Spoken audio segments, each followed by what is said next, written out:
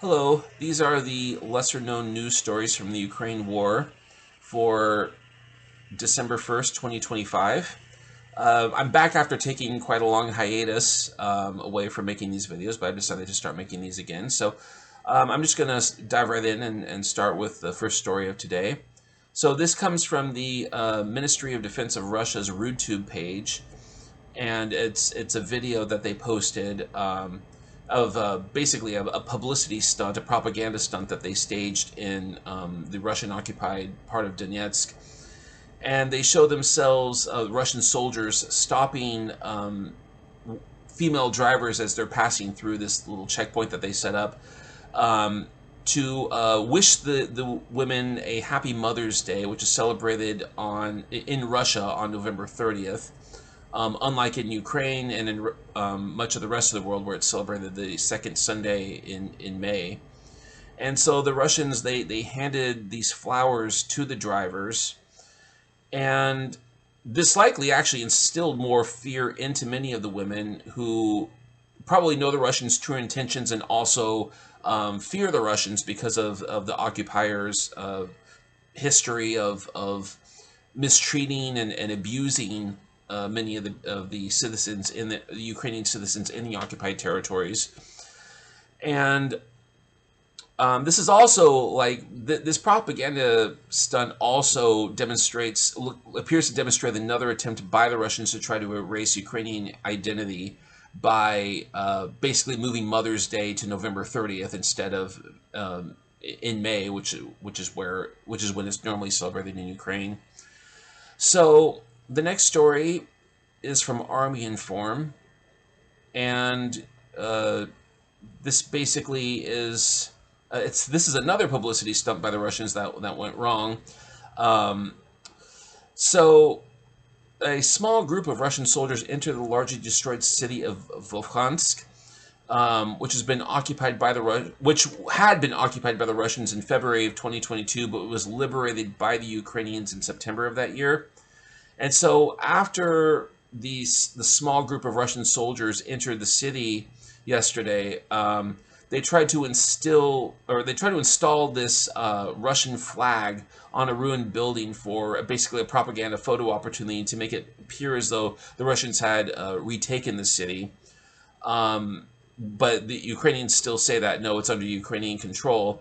And then shortly after the flag was put up, the Ukrainian soldiers in the 57th Separate Motorized Rifle Brigade spotted the flag and the soldiers and destroyed it with a drone strike, and it also killed the Russian soldiers and destroyed the flag.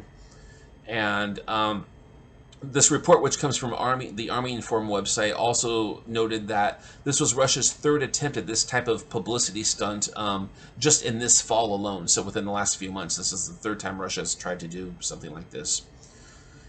So moving on, we have another story from the Army Inform website, and it explains that a child was found alive who was buried underneath rubble after a Russian attack on Kyiv on Saturday night.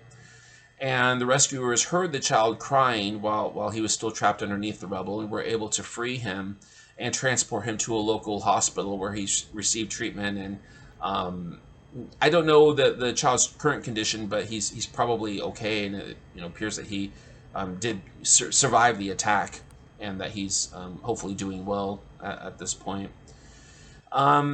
And then another story from the 0629 website, which is a Ukrainian news publication which publicizes news stories from mostly the occupied territories of Ukraine, particularly in the city of Mariupol.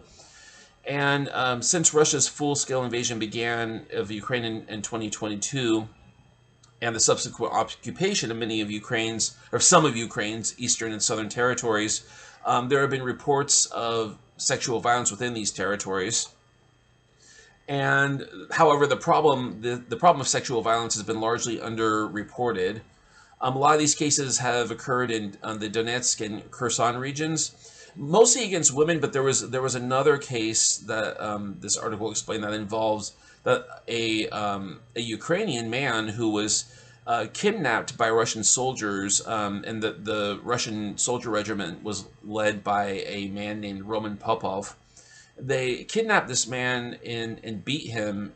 This happened in August of 2022, and one of the soldiers also allegedly sexually assaulted the man. The next story comes also from the 0629 website. The so-called Supreme Court of the Donetsk People's Republic, which is the illegally established Russian-controlled territory in eastern Ukraine, they sentenced a man. He was an Azov fighter for Ukraine's Azov unit in the Ukrainian military. They actually resentenced him in the case of double jeopardy to 27.5 years in a maximum security prison colony for the alleged crimes of attempted murder, damage to property, and the cruel treatment of civilians.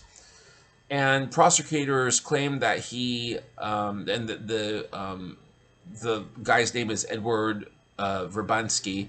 He launched mortar strikes near the village of Berdyansk in the Manhush district near Mariupol in the spring of 2022, soon after Russia's full-scale invasion began.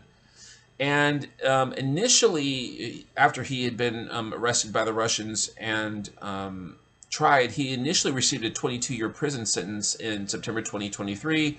But the Russian court decided to retry him, and basically using the same evidence that they used in his last trial, but they decided to impose a harsher sentence this time.